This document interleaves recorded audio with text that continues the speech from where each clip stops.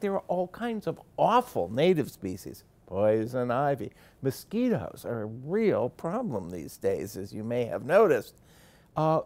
Many native species cause harm. Many native species are unattractive. Also non-native species. But the proportions are about the same. There's nothing about the behavior or the morphology, the characteristics, the properties of a species that tells you whether it's invasive or non-native or not. It is only the historian and the historical record that can make that determination. If one group of ecologists documented the invasions, had the historical evidence, and another group of ecologists just could study the places, the other group of ecologists, just on the basis of looking at places and seeing how they operate and what's in them, could not tell which places were invaded and which not, or which species were native and which not. In short, which lists were which. This is a kind of confrontation to the idea that the non-native species, the invasive species, can damage an environment. If the environment was damaged, you should be able to tell the damaged environment from the non-damaged environment, but you cannot.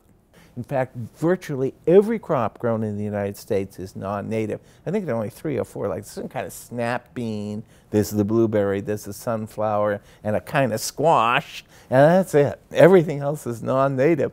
And so if you wanted to eliminate invasive species, you'd have to start with all crops, but the farmers wouldn't let a powerful lobby. Got a lot of senators. This isn't going to happen.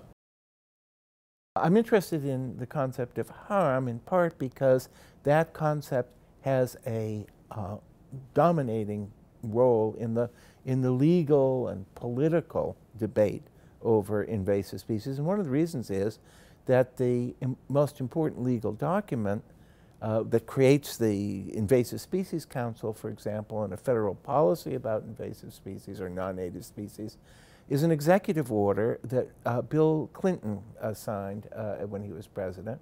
And there it defines an invasive species as any non-native species that, or alien species as it said, that causes harm to the economy, to human health, or to the environment. We know what we mean by harm to the economy, like, you know, that would be agricultural pests. And we know what we mean by harm to human health and safety. Those were your pathogens. But I found philosophically interesting the question of what might be meant by harm to the environment. You have tremendously interesting empirical work showing that purple loosestrife actually is better for the various species, or that the zebra mussel has cleaned up Lake Erie by filtering all the muck in the water so that the native grasses are able to push up again because they're getting light. And so everything is a mixed curse and a mixed blessing, and it depends upon what kind of spin you want to put on it. Many ecologists believe that non-native species are causing great changes in the environment. They're not causing very many extinctions. For example, I don't think that there are thousands of non-native plant species in the United States, but none of them cause any extinctions.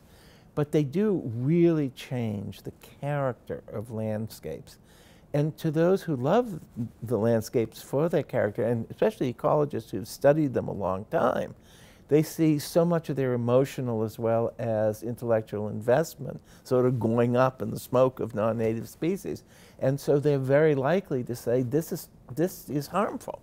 And these changes are too big just to take on the chin, as it were.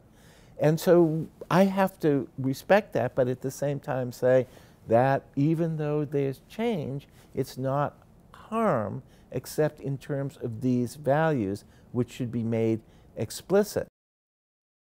It's true that if you were using your land in a way that would harm other people, cause pollution or something, or your dog barks and annoys people, and everybody knows about that, then you have to manage your own affairs in a way that respects the rights of your neighbors. But having purple loosestrife on your land, or any of these other non-native species, is not harming anyone because your neighbors don't complain.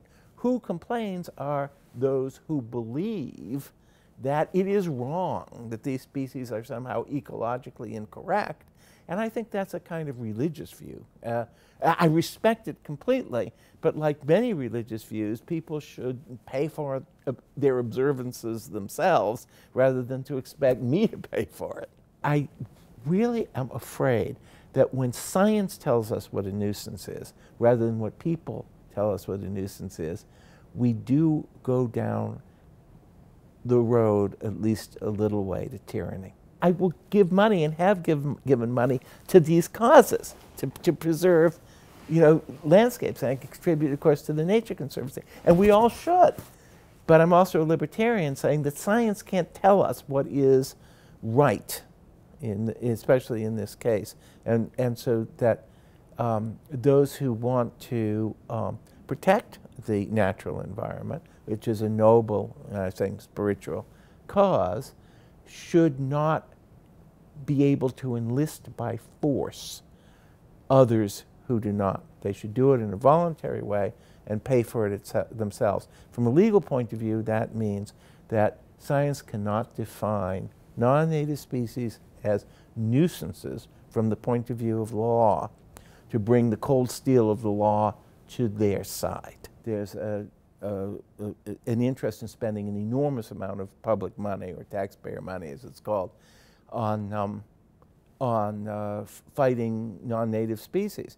And if one can show that there's no real difference between native and non-native species as far as their general likelihood to cause harm or anything else, then that would kind of be a reason not to spend so much money on this rather than on education or health or something. If no one is actually harmed by these things, if it's just, which I think it is in almost every case, like the purple loosestrife, a kind of aesthetic or ethical or cultural or religious concern, then it's best sometimes just to mourn the passage of time and the changes that come inevitably, rather than to try, like King Canute, to push back the tide.